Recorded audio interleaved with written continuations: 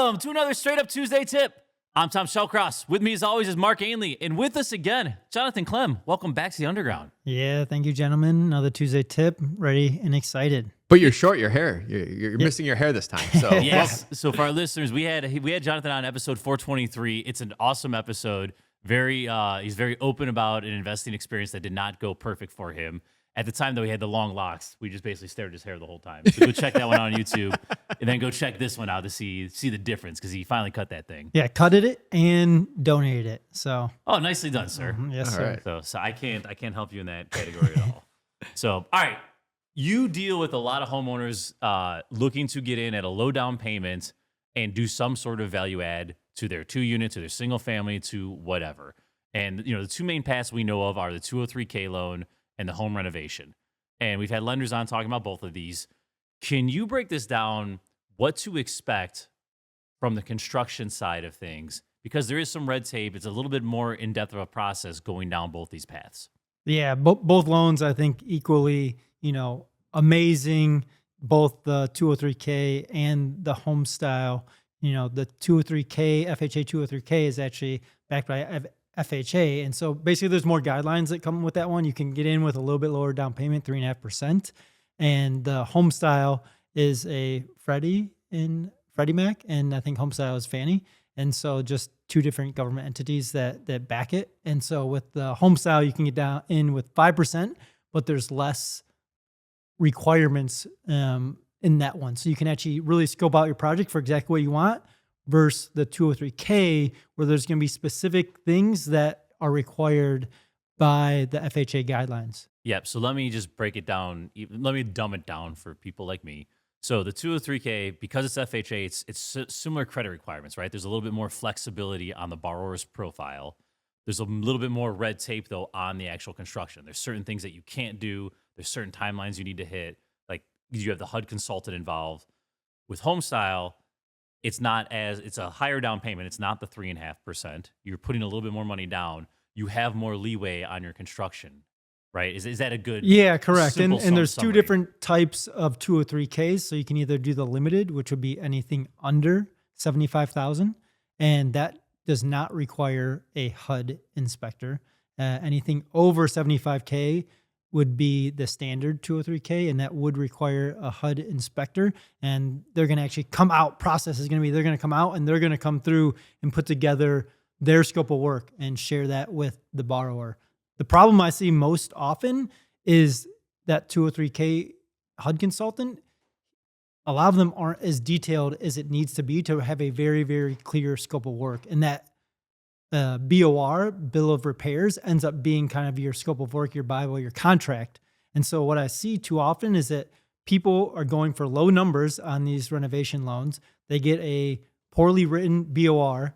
They get low bids on their BOR. And then they start their project. Their contractor might have put a lot of money into like the demo or some of the upfront costs, and then they don't have enough money to finish. Yeah, so it's not even broken down line item. Like how is the draw? Let me take a step back. How is the draw process? Like, are you as the borrower getting the money, or is the money going straight to said contractor? And do you have like a line item for each scope where the inspector comes out and says, okay, demo is done, and underground plumbing is done, and those line items were X and Y, so that's what your draw is at this point in time? We've seen it a couple different ways. It really depends on the lender and who's servicing the loan. So some lenders that we prefer might be Loan Depot, Cross Country, Fairway. They actually service the loan themselves, which means after the loan closes, they have a servicing department for the renovation. A lot of other lenders, they actually sell that servicing portion off to a different company who services the loan. So we actually prefer to work with lenders who service the loan. And then sometimes you can get a direct ACH deposit from that servicer, or you can get a check. And sometimes the check is made out to both the borrower and us, which is just a super pain in our butt, because now I have to go to Tom, he has to sign it, I have to sign it, and it just becomes a big pain. So yep. All right. And so if I'm the borrower, do I need to plan for, let's say I'm gutting a kitchen. Do I need to plan for, hey, I'm gonna have to buy all these materials and then get reimbursed the draw process? Like my actual liquidity and capital needed to complete some of this is similar to hard money, where I basically need to float this for a little bit, or are they giving you some money up front before it's done? It depends on the loan style. So with the home style, they'll do a material draw up to 50% of the materials, which is great for us. And typically, we'll still end up buying the materials, the general contractor, not often the homeowner. And with the FHA 203K, there's no upfront material draw.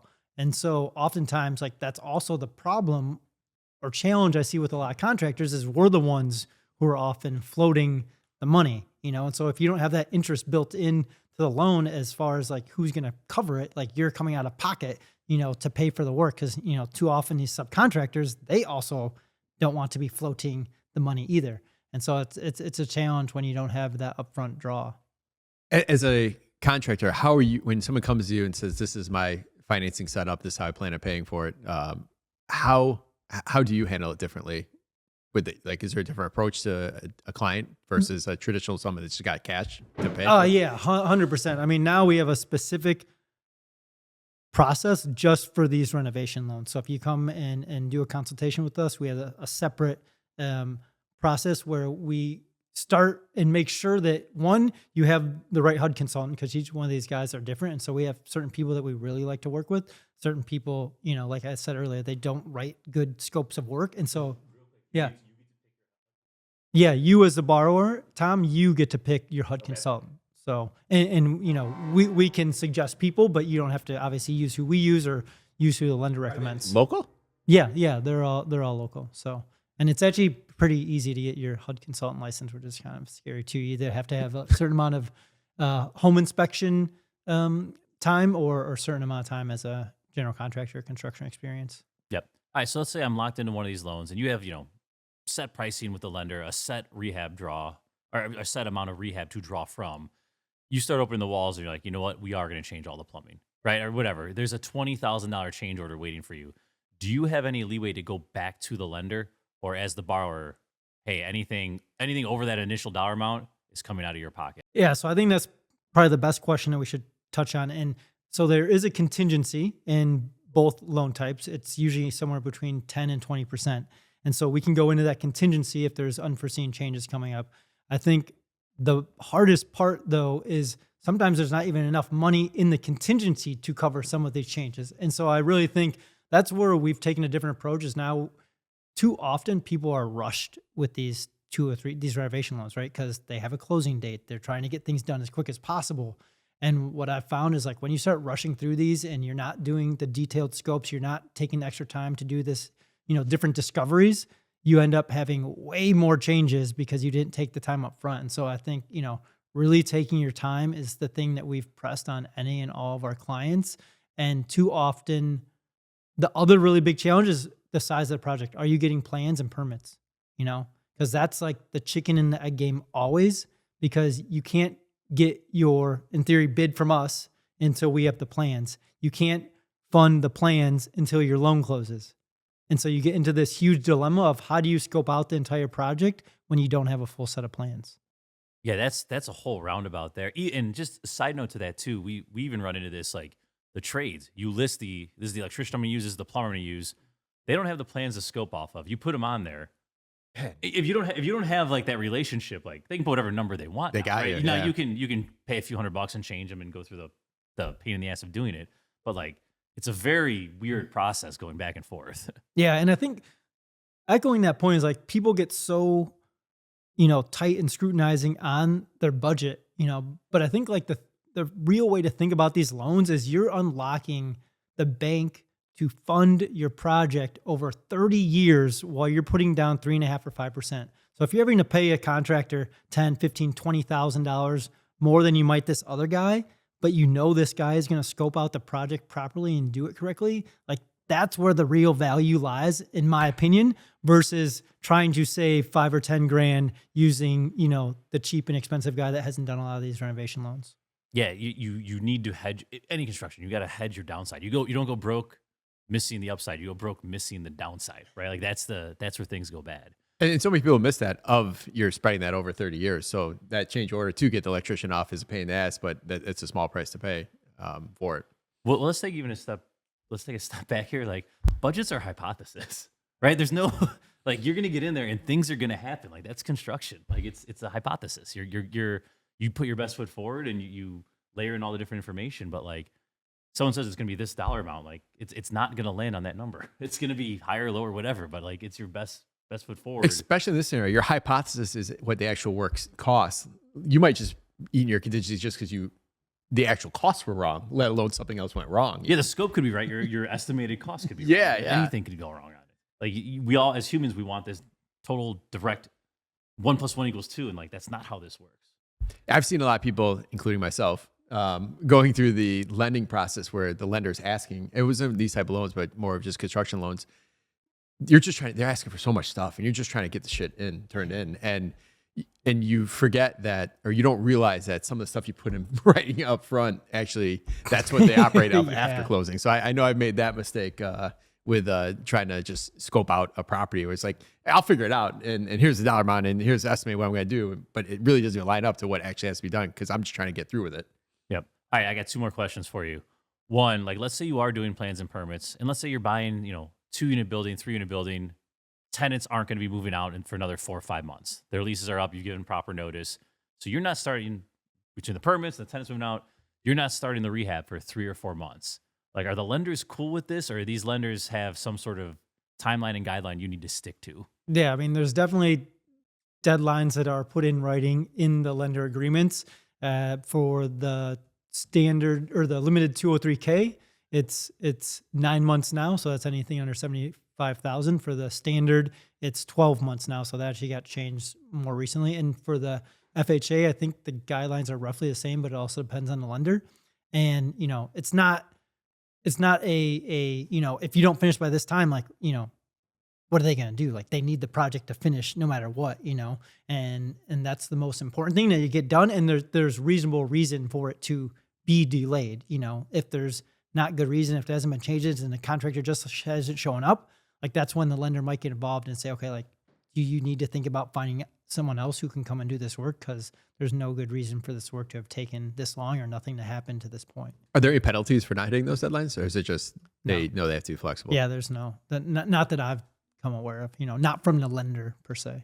Yep. Any horror stories around these type of loans that you've had to deal with on the construction side of things? Oh, yes. I mean, some that I can't get into right now, but yeah, I mean, by far the most important thing is to have a clear scope and know that things are going to increase almost no matter what if you don't have plans. And so I think the loan requires a contingency.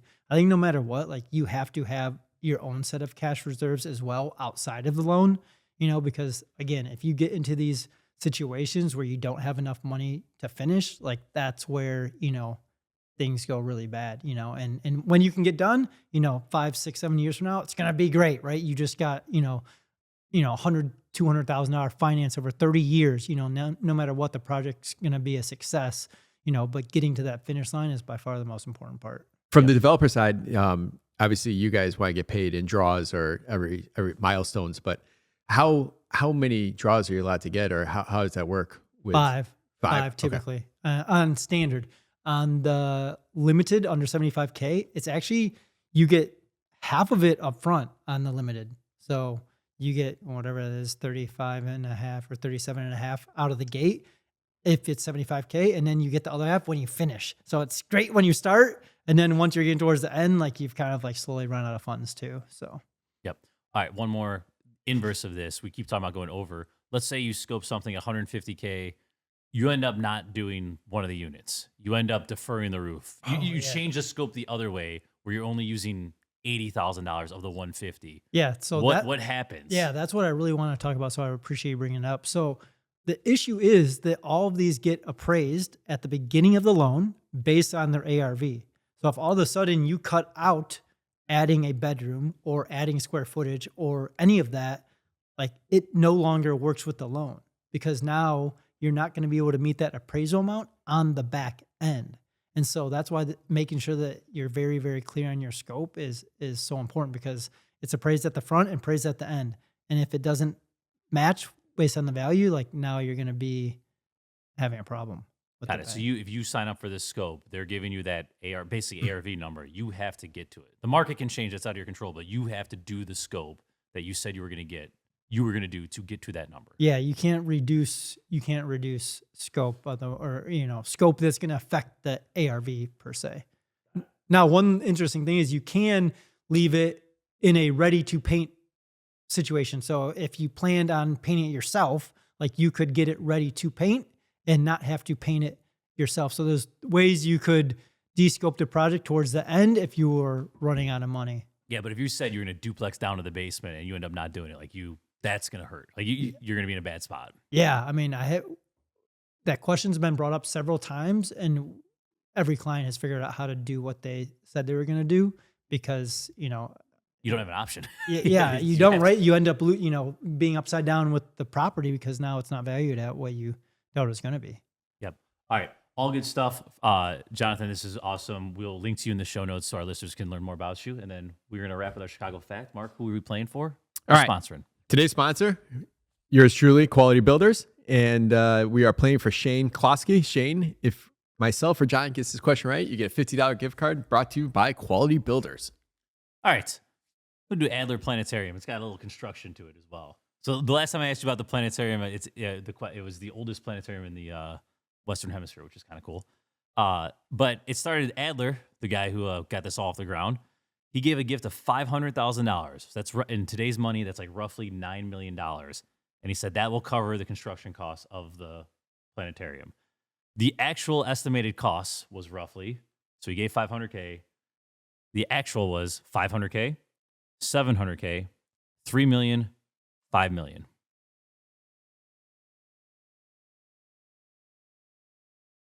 I'll go with 700. I was going to go with 3 million. 700. Okay. They got pretty good to budget, which is good. also insane that you can build that giant planetarium, all the cool things in it for $9 million, where the renovation alone in 2011 was $14 million.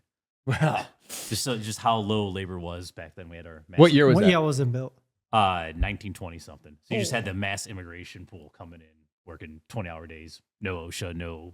Definitely no OSHA. No. Unions were not. We definitely needed the red tape then. Yeah. The No unions. complete Nothing. lack of red tape. Wow, that's crazy. Yeah, it's amazing what they built back then for what they built it for. Like, so that's why construction is For so $9 down right million, now. basically. That's crazy. All right. Well, Shane, you get a $50 gift card brought to you by today's sponsor, Quality Builders, John Klemm. So check out straightupchicagoinvestor.com, our Build Your Team, and you'll find Jonathan Klemm there. You'll find many other vendors that me and Tom work with personally over the years, where you are able to, so many times you hear investors go out there, work with somebody, they had a bad experience, they lose money, they lose time, and they have to work with someone else. And maybe they have to do that 2-3 times before they find someone that's a great fit for them. What me and Tom have put together on straightupchicagoinvestor.com is Build Your Team. That is the list of these vendors that we've worked with and hundreds of other Chicago investors have worked with and have had successful results. So check it out. Check out Jonathan Klemm on there. John, thanks for coming on. Tom, thank you. Listeners, we'll see you Thursday. Thanks all.